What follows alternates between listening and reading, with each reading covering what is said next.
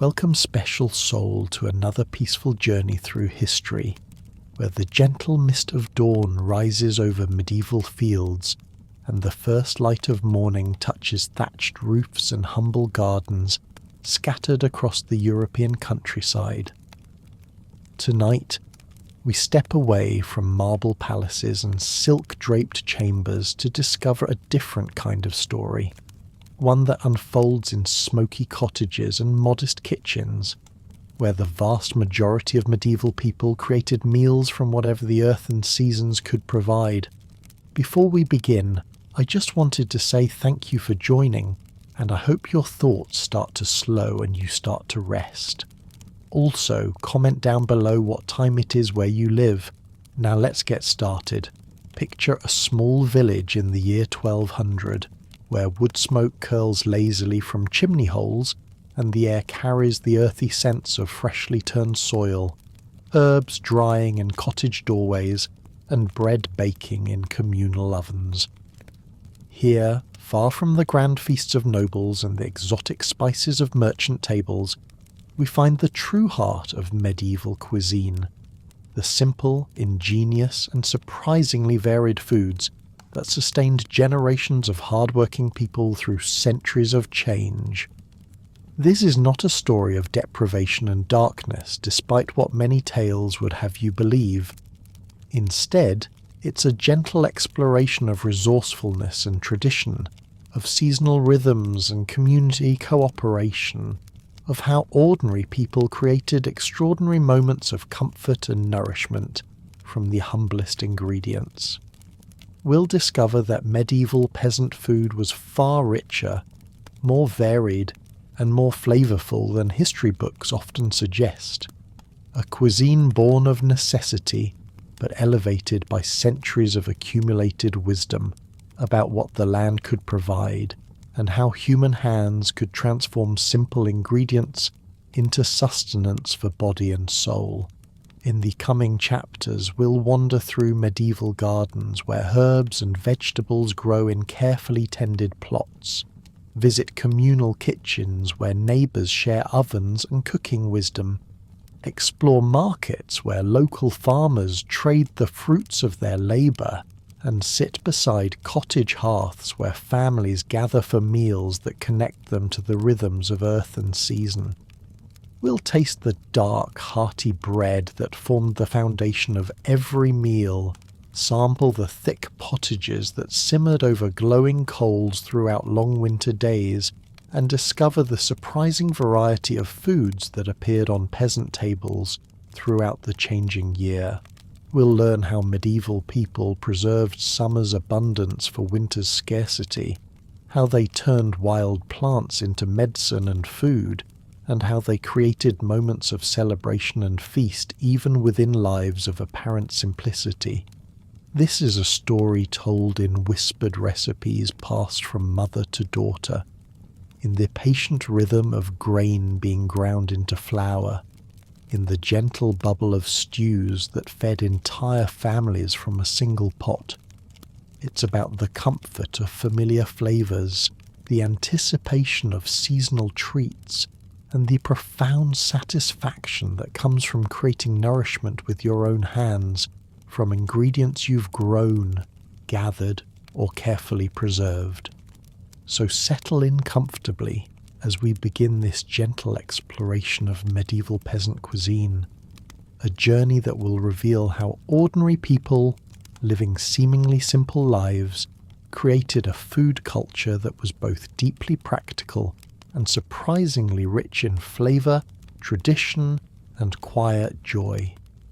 Let the soft sounds of medieval kitchens, the gentle grinding of grain, the slow simmer of pots over glowing coals, the rustle of herbs being sorted for drying, carry you into a world where every meal was a small miracle of human ingenuity and the earth's patient generosity.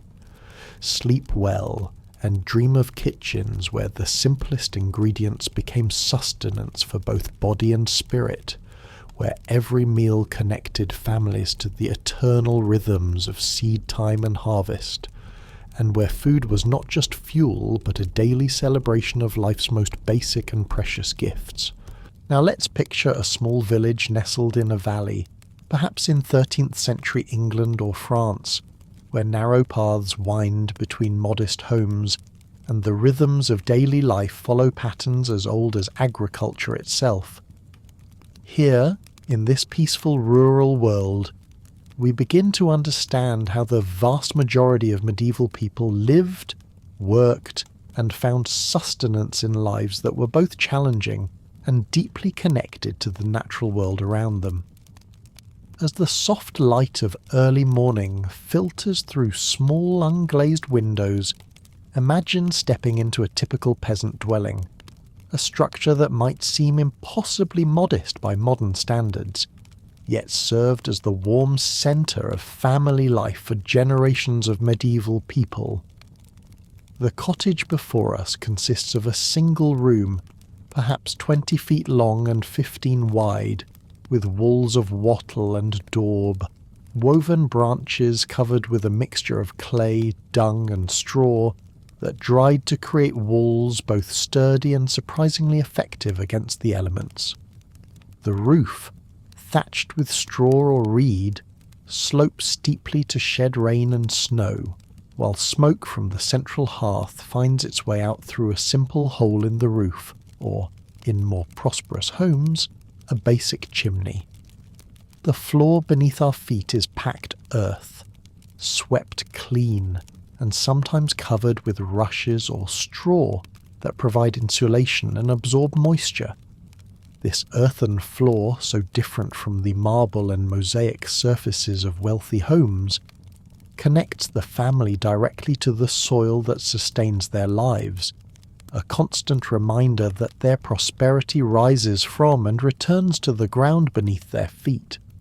Picture the central hearth, the heart of the home, where a fire burns continuously throughout the cold months and flickers to life each morning during warmer seasons. This fire serves every cooking need: baking, boiling, roasting, and warming. The glow of embers on the hearth provides not just heat and light, but the focal point around which family life unfolds. Children gather here to listen to stories, adults discuss the day's work, and everyone shares meals that connect them to the eternal human tradition of communal nourishment. The furniture is simple but functional. Perhaps a rough wooden table, a few stools, chests for storing clothing and precious possessions, and sleeping pallets filled with straw that can be rolled away during the day. Every item serves multiple purposes, for space is precious, and waste is something these families cannot afford. Medieval peasant life followed the ancient rhythm of the agricultural year with a precision that governed every aspect of daily existence. Picture our peasant family stirring before dawn throughout the year, their daily routines shaped entirely by the changing needs of crops, animals, and weather. Spring arrives with the gentle urgency of ploughing and planting. The family rises in the pre-dawn darkness to tend animals, prepare simple breakfasts, and begin the day's work in fields that have rested through winter's long sleep. The man might guide a wooden plough pulled by oxen through soil still heavy with winter moisture, while his wife tends the kitchen garden where vegetables and herbs will supplement their diet throughout the growing season. Their children, even the youngest, contribute to the family's survival through small tasks appropriate to their ages: gathering eggs from chickens, weeding garden rows, collecting firewood, or helping with simple food preparation. In a world where survival depends on everyone's contribution, childhood includes responsibility and learning alongside play and growth. Summer brings both abundance and anxiety. The longer days allow for extended work in fields where grains grow toward harvest, while gardens produce the fresh vegetables that bring variety and nutrition to the family table. Yet summer also brings the knowledge that winter is coming, and everything depends on the success of the harvest that lies months ahead. Picture them during harvest time, the entire family working together to gather grain that will sustain them through the coming year. The rhythm is urgent now.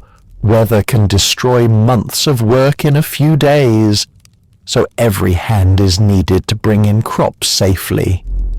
The children learn to use small sickles, the adults work from dawn to dusk, and even elderly family members contribute what strength they can to this crucial task.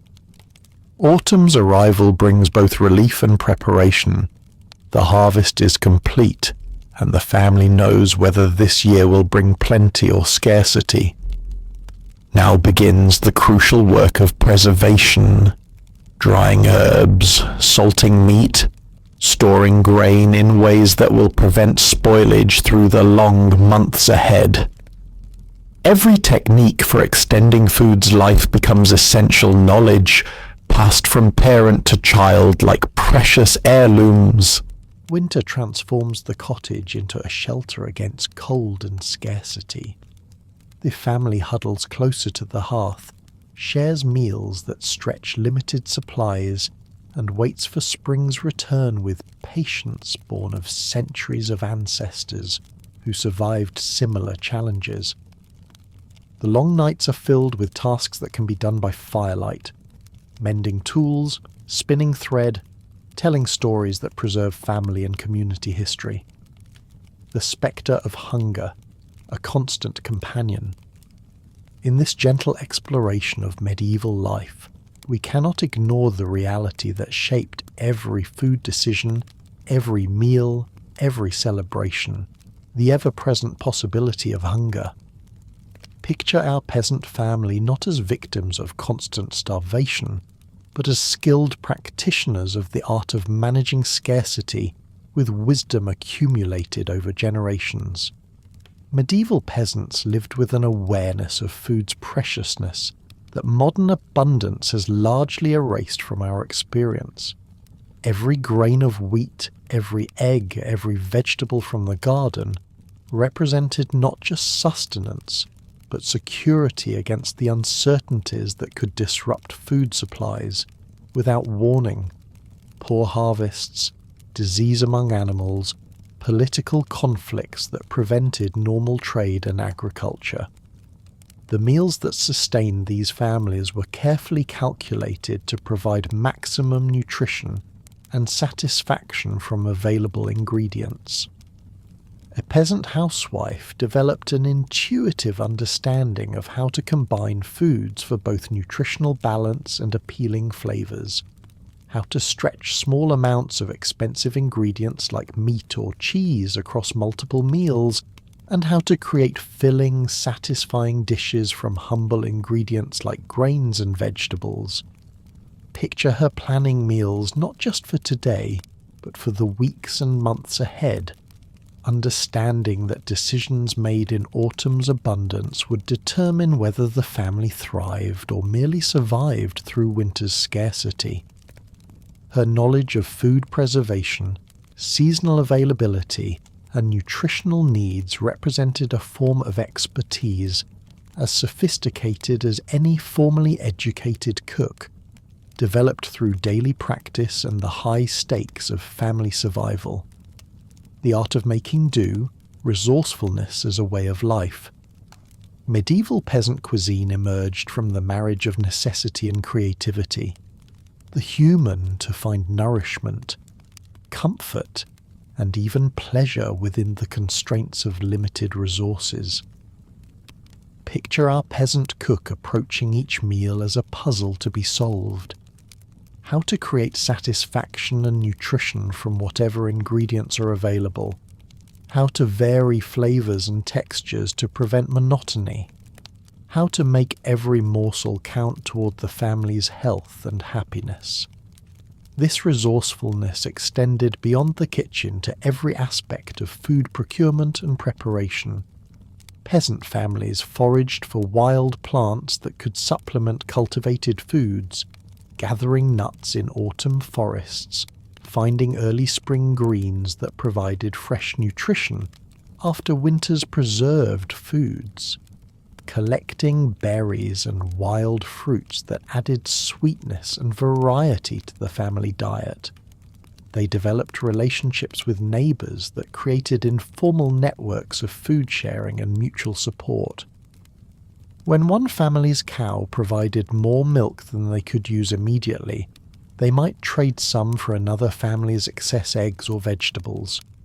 These exchanges created community bonds that served both social and nutritional purposes, ensuring that temporary abundance in one household could benefit the entire village. Picture village women gathering to share cooking knowledge, preservation techniques, and recipes that had been tested through generations of use. This informal education system ensured that crucial food knowledge passed from mother to daughter, creating continuity of nourishment practices that helped communities survive through good times and bad. In the soft light of the cottage hearth, picture the weekly ritual that connected peasant families to both their daily sustenance and their spiritual beliefs. The making of bread that would feed the family for days to come. Bread was not simply food for medieval peasants. It was life itself, the foundation upon which all other nourishment was built, the difference between survival and starvation.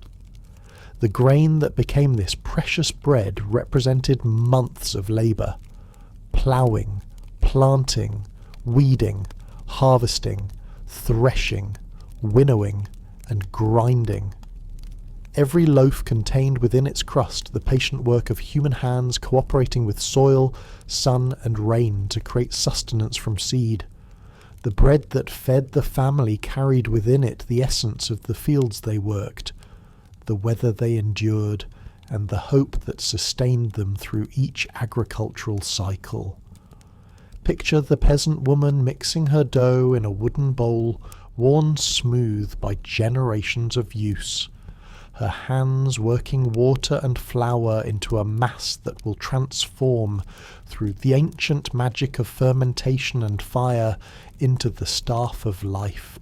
Her movements are practiced and efficient, for she has made this same bread countless times, yet each loaf represents a small miracle of transformation that connects her family to the fundamental processes that sustain human life. As evening shadows lengthen across the cottage and the fire settles into glowing coals that will warm the family through the night, we see how medieval peasants created lives of meaning and dignity within circumstances that might seem limiting or harsh by modern standards. Their relationship with food was immediate, personal, and profound in ways that our modern abundance often obscures. Every meal represented a victory of human ingenuity over natural challenges. Every preserved food that lasted through winter represented wisdom applied to the problem of sustaining life. Every shared dish that brought the family together around the hearth represented love expressed through the ancient language of nourishment. These families understood connections that industrial food systems have largely severed. The relationship between soil health and human health, between seasonal rhythms and dietary variety, between community cooperation and individual survival. Their food knowledge was holistic, practical, and deeply integrated into every aspect of their daily lives. Picture our peasant family gathering around their simple wooden table as darkness falls outside their cottage walls. The meal before them might seem modest, perhaps bread, a thick vegetable stew and watered ale, but it represents the successful completion of another day in the endless human project of creating sustenance from the raw materials the earth provides. Their conversation flows gently around topics that connect them to the larger rhythms of life. The progress of crops in nearby fields, plans for tomorrow's work, stories that preserve family history and community wisdom. In these quiet moments of shared nourishment, they participate in the eternal human tradition of transforming simple food into communion, sustenance into celebration, and survival into a form of quiet triumph over the uncertainties that face all mortal life. In humble cottages and around simple hearths, medieval peasants created food traditions that sustained both body and spirit through centuries of change. Their wisdom about living in harmony with natural rhythms, making the most of available resources, and finding satisfaction within limitation offers gentle lessons that remain relevant across the centuries. Now picture the soft pre-dawn darkness of a peasant cottage, where a mother rises before the rest of her family to begin the sacred work of bread making. Her movements are quiet and practiced as she stirs the coals of the hearth back to life, for today, like every day for centuries past and centuries to come, her family's well-being depends on the ancient alchemy that transforms simple grain into the staff of life. The sacred foundation, bread as life, itself. In the gentle glow of the rekindled fire, imagine our peasant housewife approaching her, bread making with the reverence it deserves, for in medieval society bread was not merely food, it was survival itself, the cornerstone upon which all other nourishment was built, the difference between a family that thrived and one that merely endured. Each loaf represented far more than its simple ingredients might suggest. Picture the months of labour that preceded this quiet morning ritual. The careful ploughing of fields in spring, when the soil was still heavy with winter moisture. The patient sowing of grain when the earth warmed to welcome new growth. The long summer days of tending crops that would determine whether this year brought abundance or scarcity. The grain that fills her wooden bowl has travelled a remarkable journey from seed to sustenance, through summer's heat and autumn's harvest, through the back-breaking work of threshing and winnowing, through the careful storage that protected it from mice and moisture. This grain represents the successful collaboration between human hands and nature's generous, sometimes unpredictable bounty. Picture her measuring the grain with the expertise of someone whose family's survival depends on getting the proportions exactly right. Too little grain, and the bread will not satisfy the hunger of hard-working bodies. Too much, and the family's stores will dwindle too quickly, leaving them vulnerable to want before the next harvest can replenish their supplies. Unlike the pure white wheat that graced the tables of the wealthy, peasant bread was made from grains that grew more reliably in harsh climates and poor soils, rye, barley and oats that could withstand weather and conditions that would destroy more delicate crops. These hearty grains created loaves that were dark, dense, and deeply nutritious, perfectly suited to fuel the hard physical labour that defined peasant life. Rye, with its distinctive, slightly sour flavour and remarkable hardiness, formed the backbone of peasant bread in much of northern Europe. Picture fields of rye swaying in the wind, their tall stalks crowned with grain that could survive frost, drought, and the kind of marginal soil where wheat would fail to thrive. This grain produced bread with a dark, substantial crumb and a flavour that connected families to the very earth from which their sustenance grew. The process of transforming rye into flour happened in stages throughout the peasant woman's week. Picture her at the quern, a simple hand mill consisting of 2 stone discs, grinding grain with the circular motion that her mother had taught her, and her grandmother before that. The gentle scraping sound of stone against stone creates a rhythm as old as agriculture itself, while the grain slowly transforms into the coarse, nutty flour that will become tomorrow's bread. Barley, another stalwart of the peasant diet, contributed its own character to the daily loaf. This ancient grain, mentioned in the oldest agricultural texts and grown in the earliest farming communities, created bread with a slightly sweet taste flavour and a texture that satisfied hunger with remarkable efficiency. Picture barley fields in late summer, their bearded heads heavy with grain that would sustain families through the long months when fresh food was scarce. Oats, often considered fit only for animals by the wealthy, provided peasant families with nutrition that modern science has confirmed as extraordinarily beneficial. These grains, ground into flour and mixed with rye or barley, created bread that sustained energy throughout long days of physical work. The oats that fed peasant families were often the same varieties that nourished their precious oxen and horses, a practical sharing of resources that reflected the intimate connection between human and animal welfare in medieval agriculture. As the morning light strengthens and the cottage begins to warm, picture our peasant woman beginning the daily ritual of transforming flour into bread.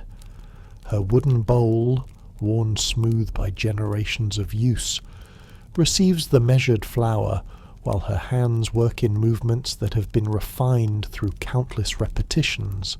Water, often the same spring water that serves all the family's needs, mixes with the flour to create a dough that is both familiar and slightly different each day, depending on the humidity, the season, and the particular characteristics of this batch of grain. Her hands, rough from field work and household tasks, possess the sensitivity to judge exactly when the dough reaches the proper consistency. Not too wet, which would create bread that doesn't rise properly, nor too dry, which would yield loaves too hard for comfortable eating. The fermentation that transforms this simple mixture into bread happens through the ancient magic of natural yeasts, wild organisms that live in the air, on grain, and in the wooden bowl itself. Picture the dough slowly expanding as these microscopic helpers work their transformation, creating the bubbles and textures that will make dense grain flour into something light enough to digest easily and satisfying enough to sustain hard-working bodies. Unlike modern bread that rises quickly with commercial yeasts, peasant bread required patience.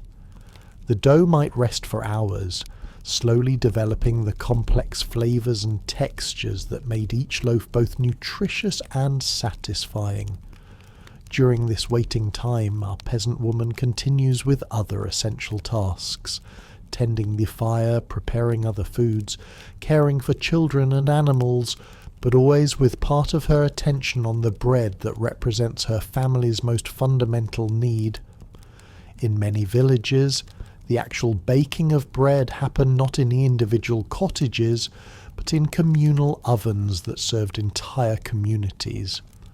Picture our peasant woman carefully carrying her shaped loaves through narrow village streets to the baker's oven, where her family's bread will bake alongside that of her neighbours. This communal baking was both practical and social. The large stone ovens, heated with wood fires until their walls glowed with stored heat, could accommodate dozens of loaves at once, making efficient use of precious fuel. But more than efficiency, these shared ovens created opportunities for community connection, for the exchange of recipes and techniques, for the kind of daily social interaction that bound medieval villages together. Picture the gentle bustle around the village oven in the morning hours, women arriving with loaves marked with their family's distinctive symbols, children playing nearby while their mothers wait for the baking to complete, conversations that weave together news of families, crops, weather, and the countless small events that make up the fabric of community life. The baker himself, often one of the village's most essential craftsmen, managed the oven's heat with skills developed through years of experience.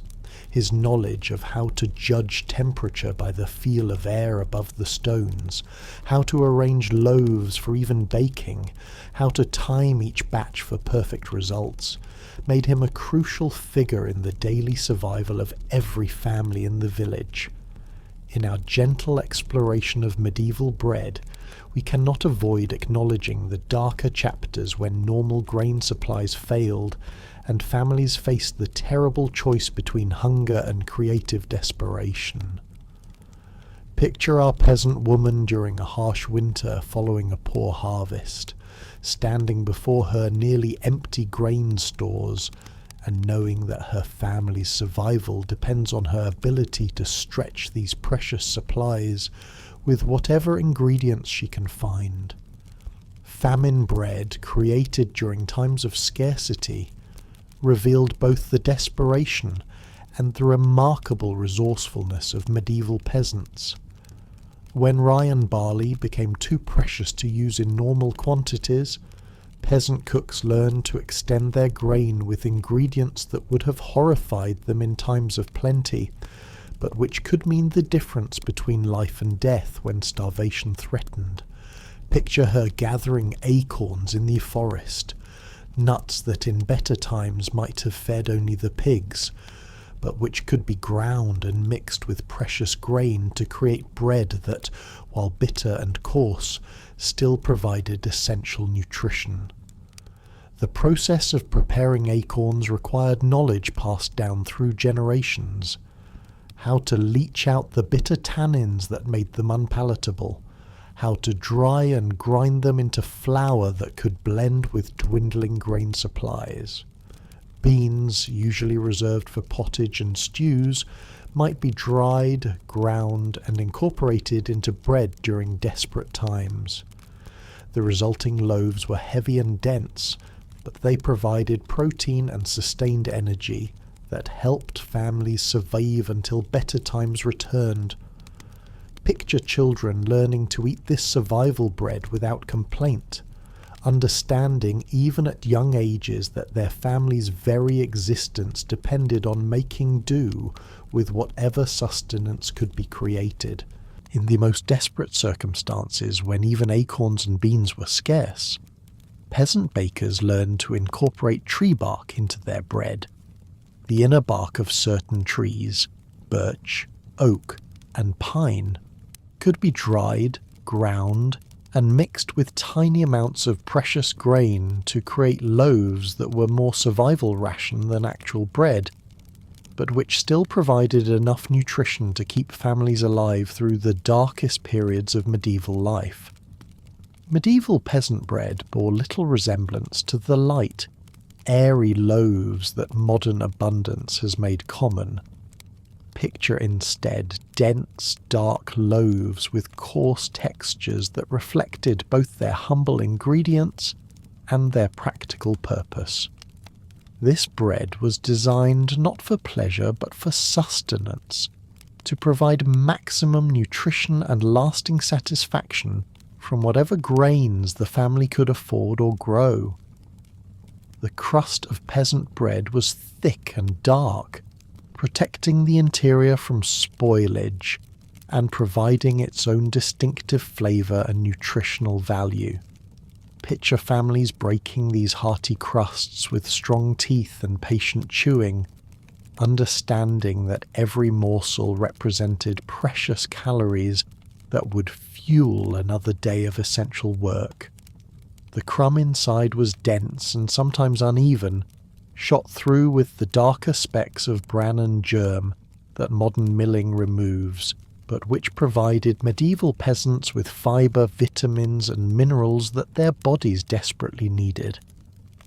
This whole grain nutrition, created by necessity rather than health consciousness, actually provided superior nourishment compared to the refined white bread that wealthy, medieval diners preferred. Picture a typical peasant meal, perhaps a thick slice of this dark bread, moistened with ale or thin soup, providing the foundation for whatever other foods the family could add. The bread absorbed flavours, extended small amounts of more expensive foods, and created the feeling of fullness that allowed hard-working bodies to continue their essential labour. The creation of bread followed weekly rhythms that structured peasant life as surely as the seasons structured agricultural work. Picture our peasant family planning their week around bread-making schedules, understanding that timing the creation of fresh loaves required coordination with work in fields, care of animals, and the countless other tasks that sustained their household. Typically, peasant families baked several days' worth of bread at once, both for efficiency and because the communal ovens were not available every day. Picture the cottage filled with the warm, yeasty aroma of fresh bread cooling on wooden boards, while the family shares the satisfaction of knowing that this fundamental need has been met for another few days. As the week progressed and the bread aged, it required different treatment. Fresh bread was soft enough to eat directly, but older loaves might need to be soaked in ale, broth, or milk to make them palatable. Picture creative peasant cooks transforming stale bread into breadcrumbs for extending meat dishes, into thick soups called sops, or into sweet puddings when eggs and a bit of honey were available for special occasions. Throughout medieval society, bread carried symbolic as well as nutritional significance. Picture our peasant family beginning each meal with a moment of gratitude for the bread that sustained them, understanding their connection to the ancient traditions that made grain into the foundation of human civilization. The Lord's Prayer, recited daily by medieval Christians, specifically asked for daily bread, not luxury, not abundance, but the simple, essential sustenance that allowed life to continue from one day to the next. This prayer reflected the reality of peasant existence, where each day's bread truly represented divine provision for another day of earthly life. Picture religious festivals throughout the year that centered on bread. Harvest celebrations where the season's first loaves were blessed and shared. Easter feasts where special breads marked the return of hope after winter's deprivation. Christmas celebrations where families created sweet breads that represented the joy and abundance they hoped for in the coming year. As evening shadows lengthen across the cottage and the family gathers around their simple table, picture them breaking bread together with the satisfaction that comes from successfully meeting life's most fundamental requirement. The dark, substantial loaves before them represent not just food, but security, community effort, and the successful application of ancient wisdom to the challenge of transforming simple grain into human sustenance. Each bite connects them to the soil from which their grain grew, to the weather that nurtured or threatened their crops, to the community that shared ovens and knowledge, to the traditions that taught them how to create nourishment from whatever ingredients they could obtain. Their bread, dense and dark and utterly essential, embodies the essence of medieval peasant life. Practical, resourceful, connected to the earth, and sufficient to sustain both body and spirit through whatever challenges each day might bring. In the creation and sharing of daily bread, medieval peasants participated in one of humanity's oldest and most essential arts, the transformation of grain into sustenance, of individual effort into family nourishment, of simple ingredients into the foundation upon which all other aspects of life could be built. If bread was the backbone of the medieval diet, then porridge and pottage were its heartbeat. For countless peasants across Europe, these humble dishes were the meals they knew best, simple, filling, endlessly adaptable, and often the difference between survival and hunger. Imagine a small, smoky hut at dawn. The hearth glows faintly from the embers of yesterday's fire, and the air is thick with the scent of wood smoke. A clay pot hangs over the flames, filled not with meat or delicacies, but with something far plainer, a thin stew of grains and vegetables slowly bubbling as a family begins another day. This was pottage, the staple food of peasants. Made from whatever was at hand, it was less a recipe than a practice. Grains such as oats, barley or rye formed the base, boiled with water until thick. Into this women would add whatever vegetable that they could gather, cabbage leaves, onions, peas or beans. If the family was lucky, a little garlic or leek might be tossed in, or herbs like parsley and sage to give it flavour. The beauty of pottage was its flexibility. It could be thickened to a porridge-like consistency, eaten with a wooden spoon, or left thinner to be drunk from a bowl. It could be stretched to feed many mouths by adding more water, or enriched with a splash of milk or a precious scrap of fat if fortune allowed. On rare days, perhaps after a festival or slaughtering of animals, a bone might be boiled in the pot, lending a ghost of meaty flavour to the otherwise plain dish. Porridge, made from oats or barley, was another mainstay. Boiled until thick and sticky, it was eaten morning and evening, sometimes sweetened with a drizzle of honey or a handful of berries when the season permitted, but most of the time it was plain, its value not in flavour but in its ability to fill empty stomachs and provide warmth against the long, damp winters of the Middle Ages. For peasants, these meals were not exciting, nor were they varied. Day after day, week after week, families returned to the same simmering pot. Yet there was comfort in its constancy. The pottage pot, often left on the fire for days at a time, symbolized endurance. Ingredients came and went, flavours shifted slightly with the seasons, but the pot was always there, always waiting to provide at least a little sustenance. But there was another side to these dishes, one of desperation. During years of poor harvest, the pottage might contain little more than weeds, nettles, or even ground acorns mixed into the grains. Anything edible, however bitter, found its way into the pot. It was a reminder that for the medieval peasant, food was never guaranteed, and survival required creativity, resilience, and no small measure of endurance. In the world of the Middle Ages, porridge and pottage were more than meals.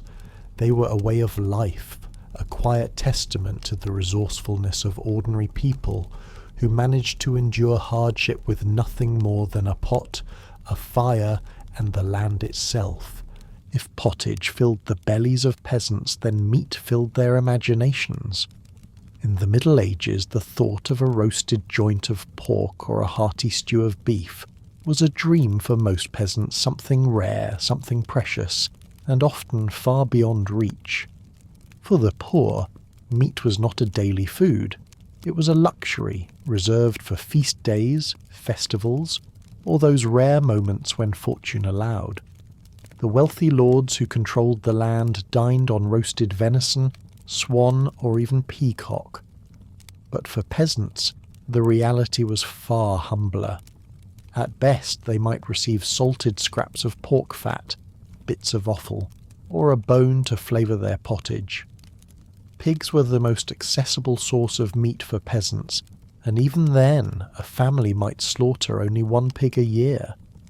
The animal's fat and flesh were carefully preserved, salted, smoked, or turned into sausages meant to last through the cold winter months.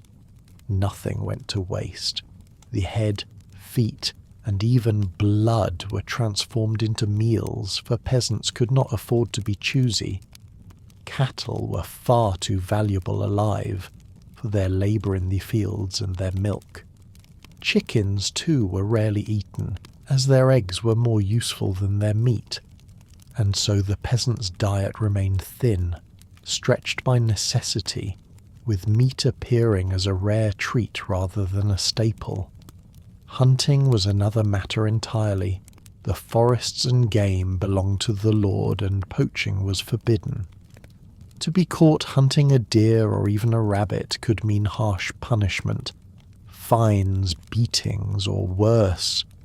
Yet desperation sometimes drove peasants to risk it, sneaking into the woods at night, hoping to catch something to feed their families.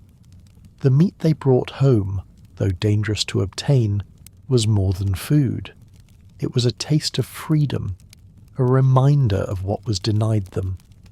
On holy feast days, however, peasants sometimes tasted better fare.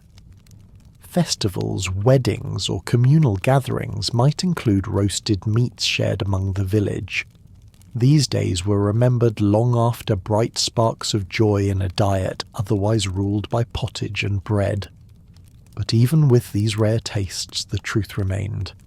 Meat was a symbol of wealth, a mark of privilege, and a reminder of the deep divide between lord and peasant.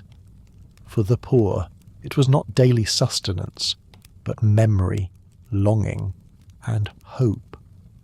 In the Middle Ages, to taste meat was to taste celebration, survival, and the fleeting sweetness of plenty.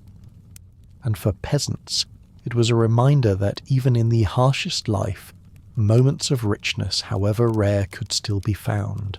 If meat was rare, famine was all too common, and for peasants, survival often meant eating not what was good, but what was available. Crops in the Middle Ages were fragile. A bad harvest, a flood, or a blight could turn plenty into starvation overnight. In years of famine, the bread that sustained peasants became thin, harsh, and dangerous. Wheat prized for its softness was beyond reach, so they turned to barley, rye, or oats. In desperate times, bread was mixed with beans, acorns, even ground-up tree bark. The result was heavy, bitter, and difficult to digest. Some of these substitutes carried poisons or toxins, leaving those who ate them weak, ill, or racked with disease. Weeds and wild plants became food. Nettles, thistles, and roots dug from the frozen ground found their way into thin stews. Insects, snails, and frogs were sometimes eaten too, though these were never spoken of with pride. Families scavenged, sharing what little they found, stretching scraps into something resembling a meal. Hunger also brought innovation. Old scraps of leather could be boiled into broth, filling the stomach if not nourishing the body. Bones were reused again and again, boiled until they yielded no more flavour.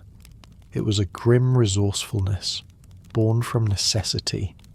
Famine pressed hardest on children and the elderly, who were least able to endure long hunger.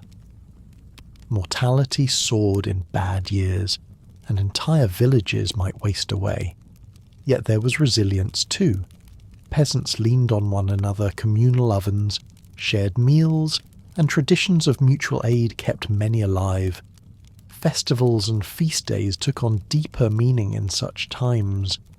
Even the smallest portion of meat or the sharing of a communal loaf became an act of hope, proof that starvation did not erase humanity.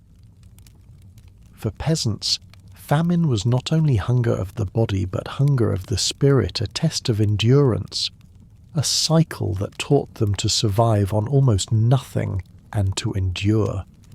To eat in times of famine was not to live well, but simply to keep breathing. And yet, through ingenuity and stubborn will, peasants endured, waiting for the return of better harvests and the promise of bread that no longer broke their teeth. If famine taught peasants the taste of desperation, feasts reminded them of joy. Rare and fleeting, these moments offered a glimpse of a world where hunger did not rule. For most peasants, meals were plain and repetitive, but on church feast days, weddings, or after a successful harvest, food transformed from survival into celebration. The village oven, usually used for hard, dark loaves, now produced softer bread, sometimes dusted with precious white flour if it could be spared. Porridge became rich with honey, nuts, or even dried fruits, luxuries most families could only dream of. On very special occasions, meat returned to the table. A pig, raised for months, might be slaughtered and shared across an entire community. Chickens or geese, once prized for their eggs, were roasted until golden. A simple stew could be thickened with fat or lard, turning it into something hearty, warm, and deeply satisfying. The smell of roasting meat filled not just bellies but hearts with comfort, breaking the monotony of endless barley and rye. Alcohol flowed more freely too. Ale, weaker and safer than water, was already common, but festivals meant stronger brews, sweet mead, or spiced wine. These drinks carried warmth, loosening tongues, filling long nights with song, and blurring the hardships of daily life. For peasants, luxuries were not just about food, they were about memory. The taste of roasted pork, the sweetness of honey, the richness of butter, these lingered long after, reminding them that life was not only labour and hunger. Even the poorest might recall a wedding feast or a Saint's Day meal as one of the happiest moments of their lives. Yet feasts also highlighted the gulf between classes. Lords and nobles indulged in exotic spices from the east, sugar, almonds, figs, and pepper items peasants might never even see. Still, peasants found ways to make their own celebrations rich with meaning. They used what they had: herbs from the fields, a goose from the yard, milk turned to cheese to make a table of plenty in their own humble way. In these rare moments, food became more than sustenance. It was laughter shared across rough wooden tables, music played late into the night, children running through the village with sticky hands and full bellies. Feasts did not erase hardship, but they carved out small islands of joy within it. For the medieval peasant, luxuries were rare, but perhaps because of that, they mattered more. Each feast was a reminder of community, resilience, and the simple truth that even in a life ruled by hunger, joy could still find a place at the table. In medieval villages, food was not only a matter of survival, it was a matter of faith. The church, towering both physically and spiritually over the lives of peasants, dictated when they could eat, what they could eat, and how they thought about food itself. The medieval calendar was shaped less by seasons of the harvest, and more by the cycle of holy days. Nearly half the year was bound by rules of fasting or abstinence. During Lent, Advent, and on countless saints' days, peasants were forbidden from eating meat. For people already short on protein, this often meant surviving on bread, pottage, and salted fish. Dairy, too, was sometimes restricted, though exceptions were made when survival pressed hard. The church framed fasting as a spiritual exercise. To go without meat was to discipline the body, to purify the soul, and to remind peasants of Christ's suffering. Yet in practice, fasting often blurred the line between holy devotion and plain hunger. For many, the rules felt like an extension of hardship, but one sanctified by God. Still, the church was not only a source of restriction, it also provided moments of plenty. Feast days, tied to the liturgical calendar, brought villagers together with meat, wine, and richer foods. The ringing of church bells meant not only worship but also celebration.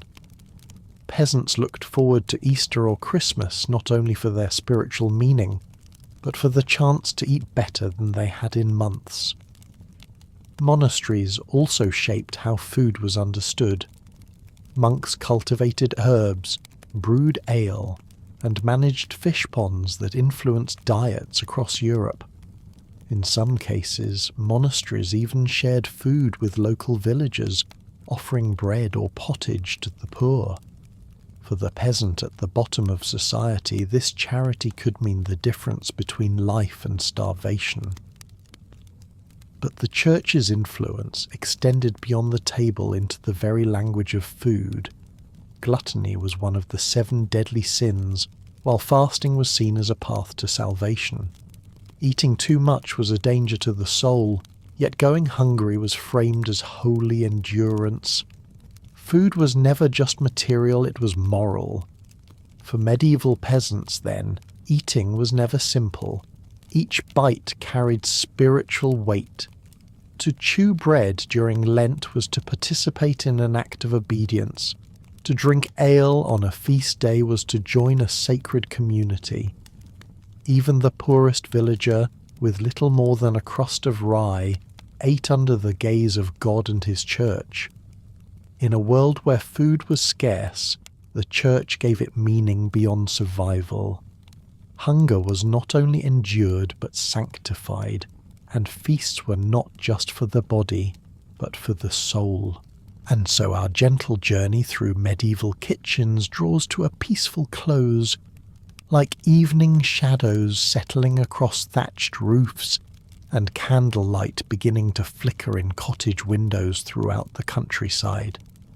Tonight, as we prepare to leave this world of simple abundance and quiet resilience, let us return one final time to that humble cottage where our exploration began, where a peasant family gathers as families have gathered for countless generations around the eternal comfort of shared food and flickering fire.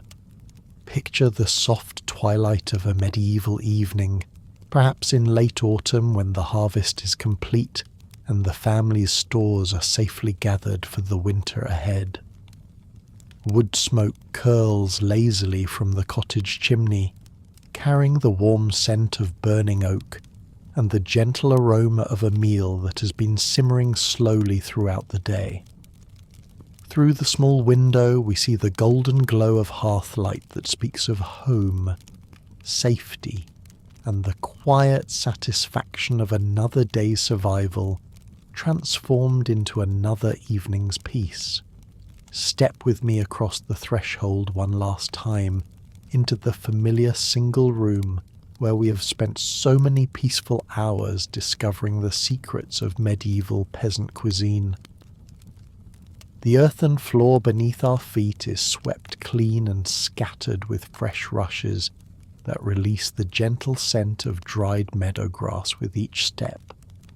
The fire on the central hearth burns bright and warm, casting dancing shadows on walls of wattle and daub that have sheltered this family through seasons of plenty and seasons of want. Around the simple wooden table, worn smooth by generations of use, the family settles into their evening routine with the comfortable familiarity of a ritual performed countless times before. The father, his hands still bearing the honest stains of fieldwork, takes his place on a rough wooden stool. The mother, her face touched by the gentle weariness that comes from a day spent in service to her family's needs, smooths her simple woolen dress and reaches for the wooden bowls that will hold this evening's meal.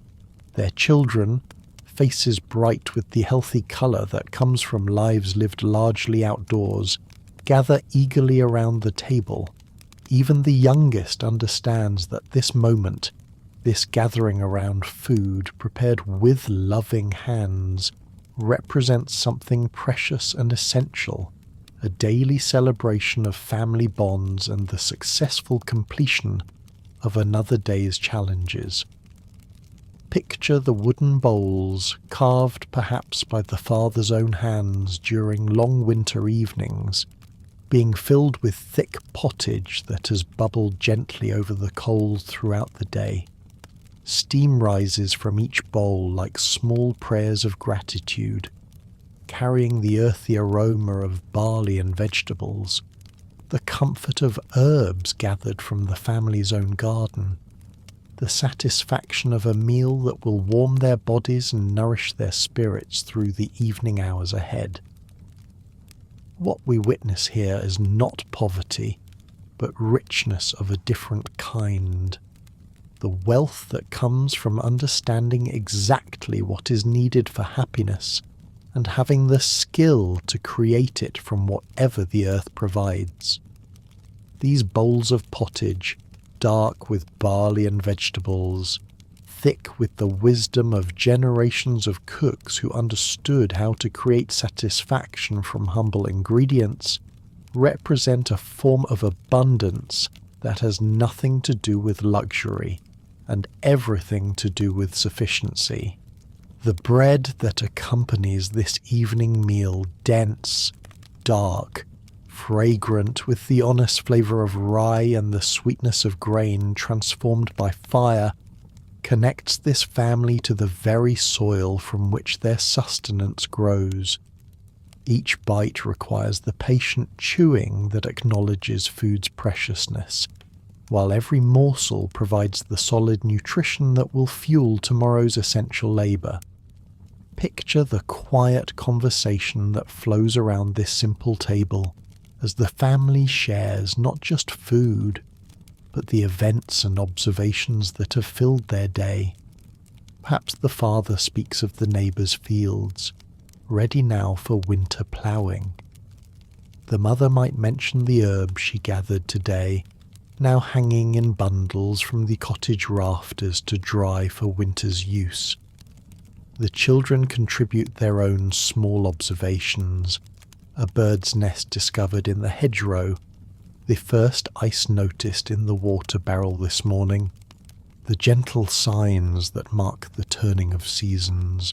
In this peaceful scene, we glimpse something that the grand narratives of medieval history often overlook: the quiet heroism of ordinary people who sustained civilization not through dramatic gestures or glorious battles, but through the patient daily work of transforming raw earth into human sustenance season after season, year after year, generation after generation.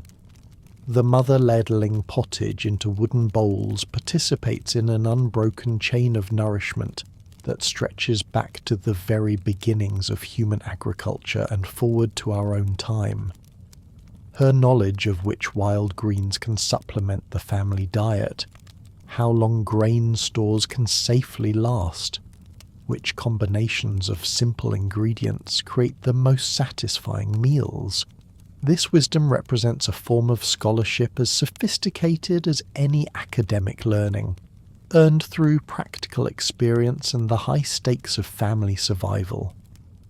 The father breaking bread with work-roughened hands embodies the foundational truth that human civilization rests not on the achievements of kings and nobles, but on the labour of countless individuals who understood their connection to the soil and honoured it through careful stewardship.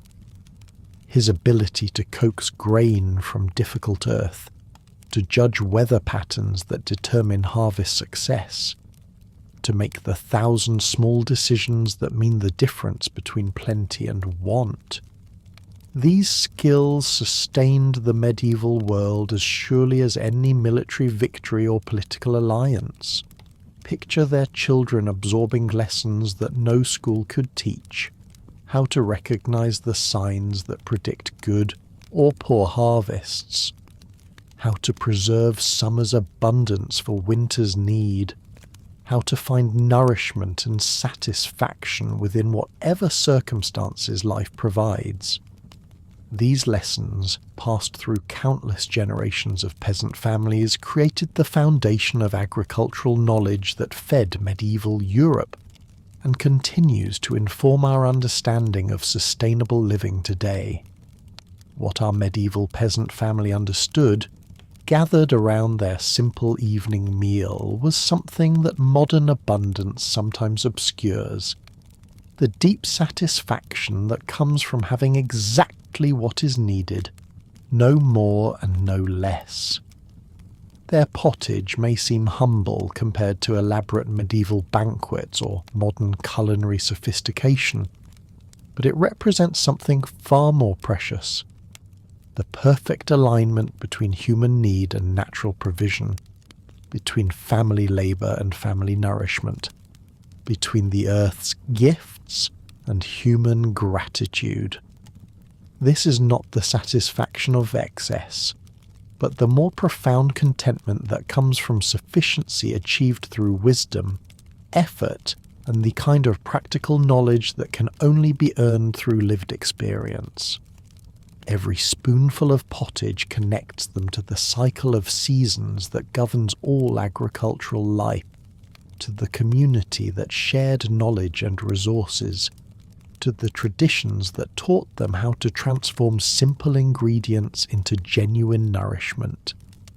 Picture the gentle sounds that fill the cottage as the family finishes their evening meal, the soft scrape of wooden spoons against wooden bowls, the quiet murmur of conversation that requires no entertainment beyond the company of those we love, the comfortable silence that speaks of shared satisfaction and mutual care. These sounds, multiplied across thousands of similar cottages throughout medieval Europe, created the true soundtrack of medieval life, not the clash of swords or the pageantry of courts, but the quiet music of families sharing food and finding contentment in each other's company.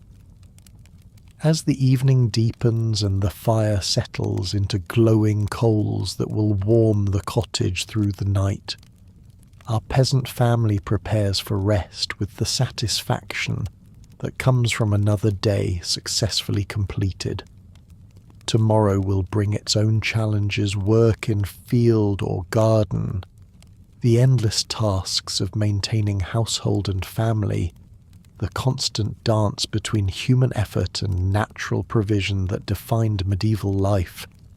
But tonight, warmed by fire and filled with simple, nourishing food, they rest in the knowledge that they have once again achieved the fundamental victory that has sustained human civilization since its earliest days, the transformation of Earth's raw materials into human sustenance, the creation of family harmony around shared meals, the daily miracle of finding abundance within apparent limitation. Their story multiplied across millions of similar families, repeated through countless generations, embodied in every bowl of pottage and every shared loaf of bread, reminds us that history's true foundation lies not in the dramatic events that capture attention, but in the quiet persistence of ordinary people who understood how to create meaningful lives from whatever circumstances they inherited. Picture now, as we prepare to leave this peaceful medieval cottage, the continuity that connects this family's evening meal to every family gathering that has ever found comfort around shared food. The same satisfaction that fills their cottage tonight, the warmth of fire, the nourishment of simple food, the security of family bonds, has blessed human gatherings in every era and every place where people have cared for each other through the ancient language of prepared meals and shared sustenance. Their wooden bowls and simple fare link them to the earliest human families who first discovered how to transform wild grain into bread. how to combine whatever ingredients they could find into meals that sustained both body and spirit. Their quiet gratitude connects them to every generation that has found reasons for thankfulness even within lives that seemed limited by modern standards. As the last light fades from their cottage windows and the family settles into the sleep that will restore them for tomorrow's labour, they join the eternal procession of humanity, finding meaning, purpose, and even joy within the simple rhythm of daily survival, transformed through love into daily celebration. And so we leave them there, in the peaceful cottage where our journey began, surrounded by the eternal verities that have sustained human families through every era, the warmth of fire, the nourishment of simple food, the security of love expressed through care, the quiet satisfaction that comes from meeting life's fundamental requirements with wisdom, effort, and gratitude. Their story reminds us that the true wealth of any era lies not in the luxuries available to the few, but in the ability of ordinary families to create lives of dignity, meaning, and quiet abundance from whatever resources the world provides. In their humble pottage and dark bread, in their careful stewardship and patient labour, in their ability to find contentment within limitation, they offer lessons that transcend centuries and speak to the eternal human capacity for creating significance from simplicity. Sleep well and dream of cottage hearths where the simplest foods became feasts of love, where every meal connected families to the earth's generous rhythms, where history lived not in chronicles of kings and battles, but in the quiet triumph of ordinary people sustaining civilization one humble meal at a time. The fire burns low, the cottage rests in peaceful darkness, and the eternal story of human nourishment continues, as it always has and always will, in the gentle rhythm of families sharing food and finding in that sharing the essence of what it means to be human. Sleep well.